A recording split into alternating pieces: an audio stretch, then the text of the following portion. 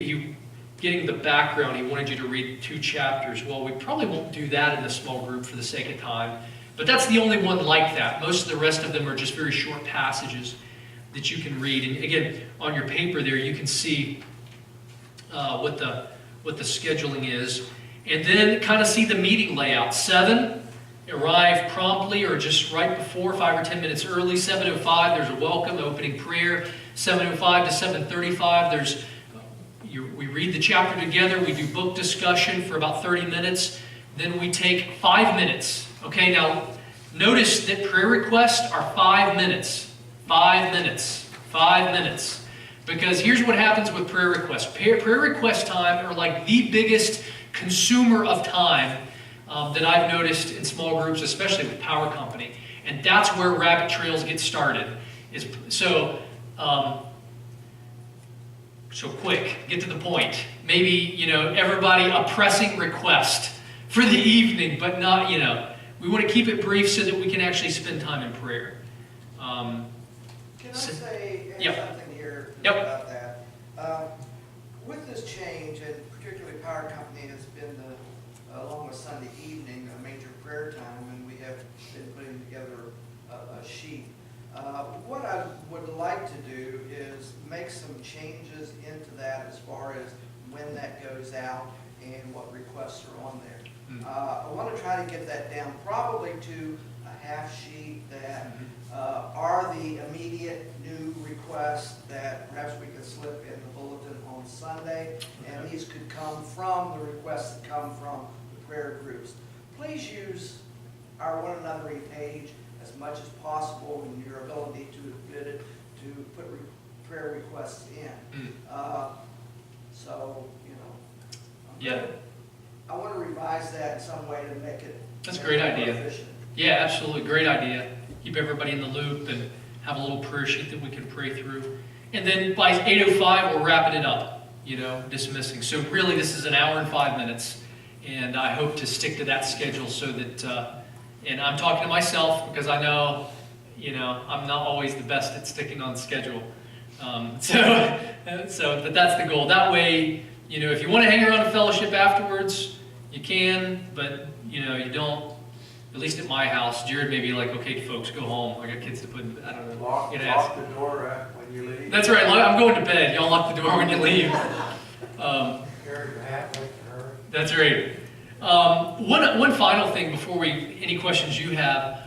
Small groups really, in the summer, and really moving forward, small groups are going to be functioning in lieu of the evening service. And I addressed this in our members meeting a while back, but in short, our members meeting is really small, and our Sunday evening meetings are very small, and that's fine. It's apparently not a good time for folks to come out, and I'm cool with that. I'm not offended by that, but I don't see the point in continuing to have it if it's just not a good time. So we're not going to be doing normal PM services most week. Most of our prayer will be done in small groups. I will say we are going to continue to have occasional. Now we do have a evening service tonight, Carl Sapp, missionary, but that's the kind of thing we're going to have.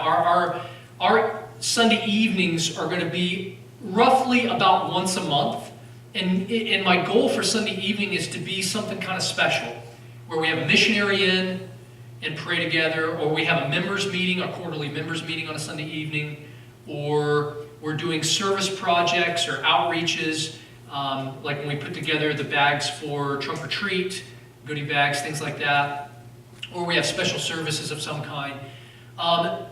Originally, I would love to put it on the calendar and say, okay, the first Sunday night of every month we're going to have a service.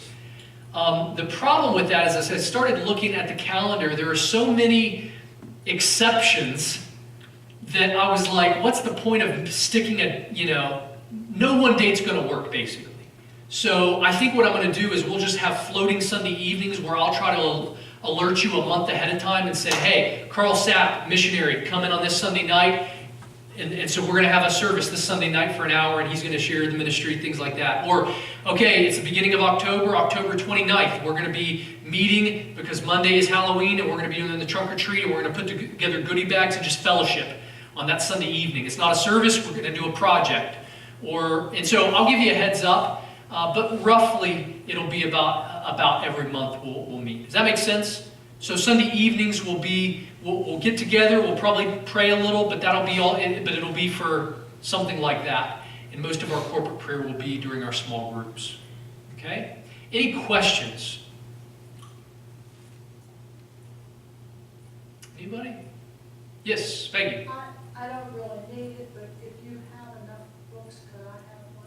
Yeah, absolutely. I'm strictly going to be Wednesday morning. Oh yeah, well that's a small group. That's what, Well, I didn't know if, you wanted us to take it over just for the evenings. no. Yeah, the small groups, Yeah, I took one, Peggy, on yeah, Wednesday morning. Power Company is gonna be doing the same things. Power Company, there's gonna be a little overlap. We've been doing the Psalms and we're so close. I do Psalm 146, so we've got like just a handful left. So it's going to overlap about 4 weeks.